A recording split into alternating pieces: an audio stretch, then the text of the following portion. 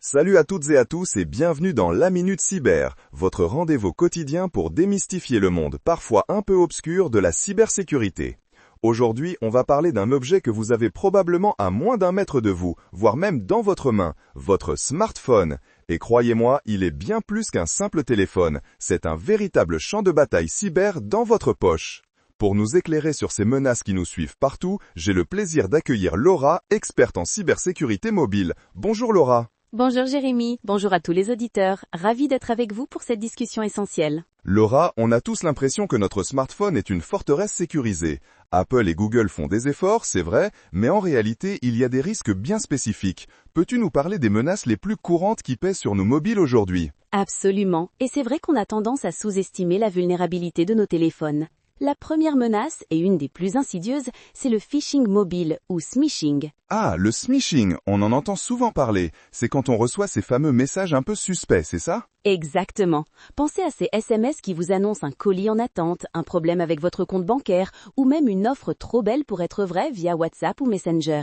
Le but est de vous faire cliquer sur un lien malveillant qui, lui, va tenter de voler vos identifiants ou de vous faire télécharger quelque chose de nocif. C'est la ruse la plus ancienne, mais elle est redoutablement efficace sur mobile, car on est souvent moins vigilant. Je vois le genre, le fameux votre compte Netflix est suspendu.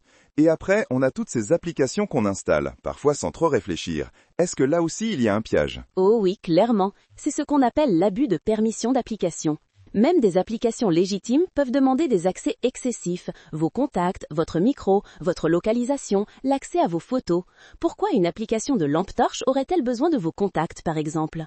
Souvent, c'est pour collecter vos données à des fins marketing, mais dans le pire des cas, ça peut être une porte ouverte pour des acteurs malveillants. C'est vrai que je ne regarde pas toujours en détail toutes les permissions que j'accorde. C'est un réflexe à prendre, visiblement.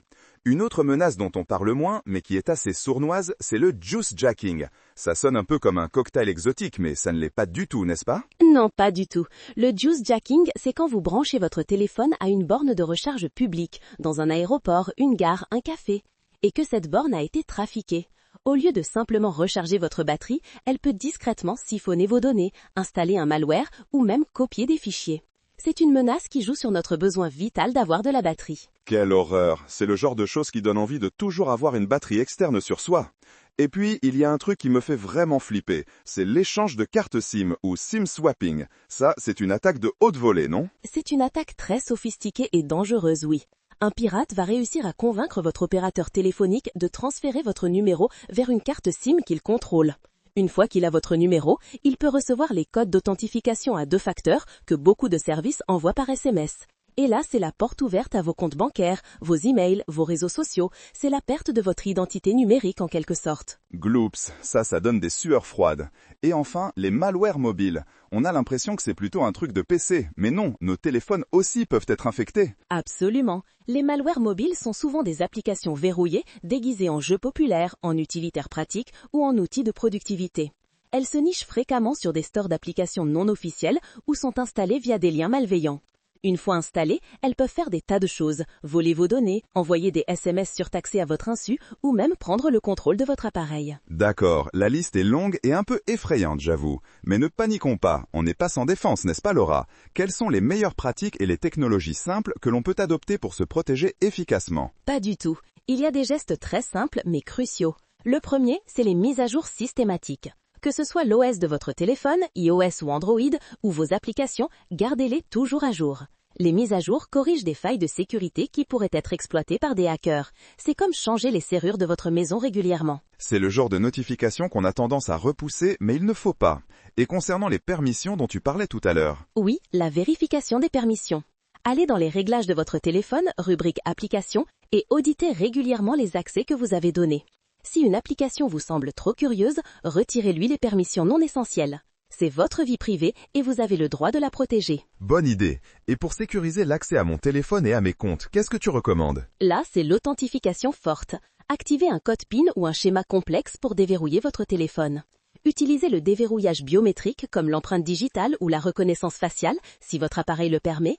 Et surtout, activez l'authentification à 2 facteurs partout où c'est possible, pour vos emails, vos banques, vos réseaux sociaux. C'est une double serrure bien plus difficile à forcer. Le 2FA, c'est vraiment la base aujourd'hui, on ne le dira jamais. Et pour les applications, où est-ce qu'on les télécharge? Uniquement depuis les stores officiels, l'App Store pour Apple, le Google Play Store pour Android. Évitez les sites tiers ou les liens suspects qui vous proposent des applications gratuites ou modifiées. C'est le meilleur moyen de se retrouver avec un malware. D'accord. Et concernant les connexions, les fameux Wi-Fi publics et les recharges, comment on fait pour ne pas tomber dans le piège du juice jacking? Pour les Wi-Fi publics non sécurisés, si vous devez absolument les utiliser, passez par un VPN, réseau privé virtuel. Ça chiffre votre connexion et protège vos données. Et pour la recharge, oubliez les bornes publiques. Préférez toujours votre chargeur mural ou mieux, une batterie externe. C'est le meilleur bouclier contre le juice jacking. Excellent conseil. Et un dernier point, en cas de coup dur, si notre téléphone est perdu ou volé. C'est une situation stressante, mais préparez-vous. Configurez la fonction de localisation et de verrouillage ou effacement distance de votre téléphone. Sur Android, c'est localiser mon appareil, sur iOS, c'est localiser. Ça vous permet de retrouver votre téléphone, de le verrouiller ou d'effacer toutes vos données si vous pensez qu'il est tombé entre de mauvaises mains. C'est la solution de dernier recours, mais elle est vitale. Waouh, Laura, c'était dense et incroyablement utile. Merci beaucoup pour toutes ces informations cruciales et ces conseils pratiques. On voit que la sécurité de notre smartphone, ça commence par des gestes simples et de la vigilance au quotidien. Pas du tout, Jérémy. La cybersécurité, c'est l'affaire de tous.